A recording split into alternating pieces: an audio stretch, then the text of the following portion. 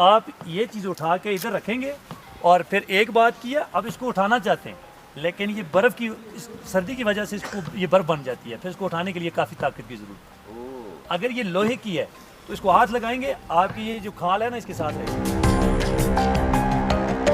हमारा 3 मंजिल जो मकान होता है, नीचे वाला जो मंजिल है वो माल मवेशी के लिए है, बीच वाला हमारे लिए है और उसके ऊपर वाला राशन के लिए, क्योंकि बर्फ़ बन जाती है सारी। फिर बर्फ़ उठाई, चूल्हे पे रखी, पानी बनाया, खुद भी पिया और माल मवेशी को भी दिया। अगर यहाँ पे कोई बीमार हो गया उसको उठा के लेके जाना है। नेक्स्ट पर्सन है।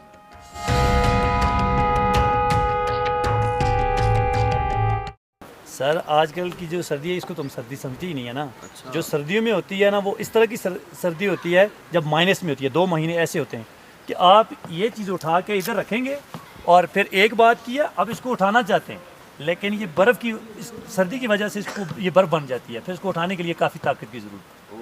अगर ये लोहे की है तो इसको हाथ लगाएंगे, आपकी ये जो खाल है ना इसके साथ रहेगी। वही इतनी सख्त सर्दी। जी ये कौन से 2 महीने होते हैं नॉर्मली? ये होते हैं मुझे उस इंग्लिश में तो नहीं आते, अपनी ज़ुबान में आते हैं मापो। तो फिर इस इतनी ज़्यादा सर्दी के अंदर लोग गुजारा कैसे करते हैं, खाना पीना कैसे करते हैं? असल बात ये होती है कि हम गर्मियों में अपना और अपने माल मवेशी का जितना भी राशन, खाना पीना जो कुछ भी है घरों के अंदर रखते हैं। हमारा 3 मंजिल जो मकान होता है, नीचे वाला जो मंजिल है वो माल मवेशी के लिए है, बीच वाला हमारे लिए है और उसके ऊपर वाला राशन के लिए है। अपना राशन और अपने माल मवेशी का जो राशन होता है ये सारा ऊपर वाली मंजिल में होता है। इतनी बर्फ़ पड़ सकती है कि एक घर से यहाँ से वहाँ तक भी हम नहीं जा सकते। 10 दिन के लिए, 5 दिन के लिए, 4 दिन के लिए, 1 दिन के लिए हम बंद हो सकते हैं अपने घर के अंदर महदूद। फिर हम अपने घर से ऊपर से नीचे तक हमारा रास्ता एक होता है।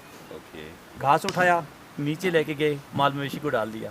पानी अगर पाइपों से बंद हो जाता है क्योंकि बर्फ़ बन जाती है सारी, फिर बर्फ़ उठाई, चूल्हे पे रखी, पानी बनाया, खुद भी पिया और माल मवेशी को भी दिया। गैस वगैरह का एडवांस से बंदोबस्त? लकड़ियाँ होती हैं, लकड़ियाँ होती हैं हमारे पास। आजकल आपने देखा होगा औरतें, बूढ़े, बच्चे, हर बंदा ही काम में बिजी है। ऐसे ही है। हमारे पास सिर्फ यही दिन है, ठीक है, कि जो सर्दियों के लिए जितना भी राशन, जो भी ज़रूरियात की चीज़ें घर के अंदर कर लो। कभी किसी तरफ ऐसा भी हुआ कि भाई घर का राशन ख़त्म हो गया उसके घर में, तो कुछ सब्स्टिट्यूट क्या करते हैं, फिर लोग हेल्प करते हैं? ऐसा होता है सर, यहाँ पे जाहिर सी बात है, अगर एक दूसरे के साथ हेल्प नहीं करेंगे तो गुजारा नहीं चलता। अगर कोई बंदा भी इस तरह का नज़र आएगा, बगैर कहने से उसकी मदद करते हैं। फिर एक बात और होती है, केल से ऊपर ये 44 किलोमीटर रास्ता जो 3 घंटे आपने मेरी गाड़ी में किया, ये रास्ता बंद होता है और बहुत बड़े बड़े ग्लेशियर, तूफ़ान आने के खदशात होते हैं, आते भी हैं। तो पैदल जाना भी उस वक्त अपनी ज़िंदगी के साथ खेल के जाना होता है और एक बंदा तो जा ही नहीं सकता। अगर यहाँ पे कोई बीमार हो गया उसको उठा के लेके जाना है। ये नेक्स्ट पर्सन है मेरा, बिल्कुल ठीक। और हमारा उठा के लेके जाना, ये केल से ऊपर कोई ऐसा हॉस्पिटल नहीं है जहाँ डिलीवरी केस या कोई ऐसा इमरजेंसी केस हो। तो यहाँ से केल तक हमें जाना बहुत ज़रूरी होता है। फिर उस वक्त हम ऐसा करते हैं कि ये तौबट का बंदा बीमार है, उन्होंने वहाँ से 10 लोग इकट्ठे किए, मोहल्ले के जो भी हैं, जवान तबका तो सब नीचे होता है, जो यहाँ पे हैं वो वहाँ से इकट्ठे हुए, उठाया और ले आए। यहाँ पे पहुँचे, यहाँ के लोगों को पता चल गया कि मरीज़ जा रहा है, तो यहाँ के लोग भी उसके साथ होंगे। आगे जाएंगे, जाते जाते जब केल पहुँचेंगे वो 100 की तादाद में होंगे। जो तौबट वाले वो रास्ते में रहेंगे, आगे वाले ताज़ा लोग आएंगे और उसको उठा के लेके जाते रहेंगे। इस तरह करके हम लोग केल तक पहुँच जाते हैं। तो फिर वहाँ हमें हॉस्पिटल मिलता है जहाँ हम मरीज़ को दाखिल करते हैं। आखिरी क्वेश्चन, क्या जो हमारी ज़िंदगी है, जैसे मुजफ्फराबाद शहर की ज़िंदगी है और यहाँ, आप लोग क्या उस शहर, उस ज़िंदगी में जाना चाहते हैं, शिफ्ट होना चाहते हैं?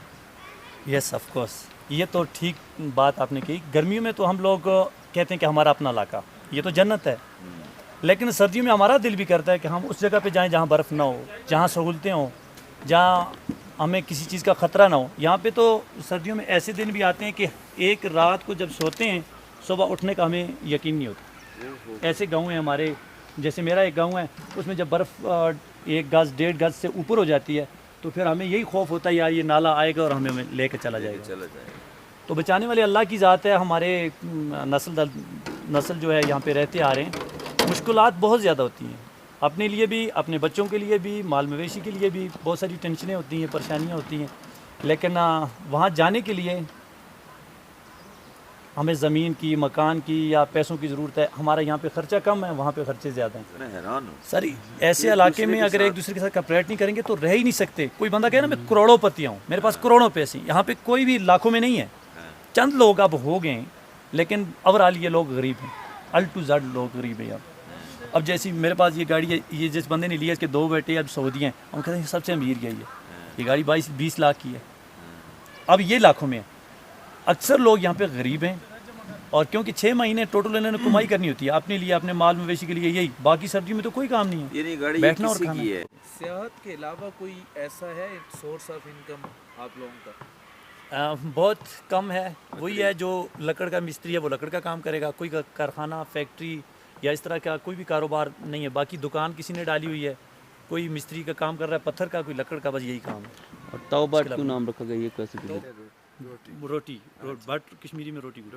अच्छा, ये तवे वाली रोटी है ये। तवे वाली रोटी, यस। वाह वाह वाह वाह, तवे वाली